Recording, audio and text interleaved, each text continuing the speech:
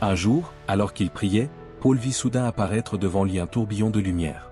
En un clin d'œil, il se retrouva porté vers le ciel, de plus en plus haut, au-delà des nuages, dans un lieu hors du commun.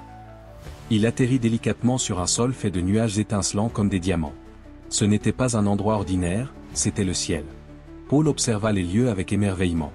La première chose qu'il remarqua fut la musique. Chaque son merveilleux qu'il ait jamais entendu semblait être joué simultanément par des anges dont les ailes lumineuses faisaient danser l'air de 1000 couleurs.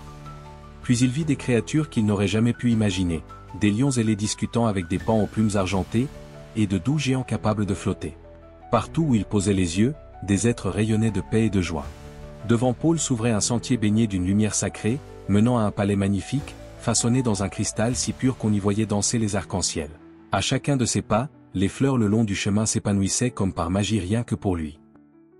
Soudain, à l'entrée du palais, une silhouette si éclatante lui barra le chemin qu'il dut détourner le regard. C'était Jésus, enveloppé d'une lumière éblouissante. Il ne parla pas avec des mots, et pourtant Paul comprit tout ce qu'il voulait dire. C'était comme si l'amour lui-même prenait la parole, lui révélant les secrets de la vraie joie et de la paix. Jésus lui montra alors une rivière scintillant de vie. Ses eaux vivaient de toutes les couleurs que Paul pouvait concevoir, et sur ses rives poussait un arbre portant 12 fruits différents, un pour chaque mois, dont les feuilles pouvaient guérir n'importe quel mal. Paul aurait voulu rester à jamais, mais sa visite prenait fin. Le tourbillon de lumière le ramena doucement sur la terre.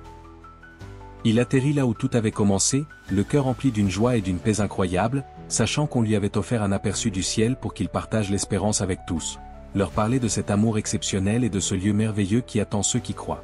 Paul peinait à trouver les mots pour décrire ce qu'il avait vu et ressenti, mais il fit de son mieux, il raconta à chacun la musique, les créatures, la rivière de vie, et surtout l'amour infini de Jésus-Christ. Même si certains eurent du mal à comprendre chaque détail, ils virent la vérité dans ses yeux et l'amour dans son cœur.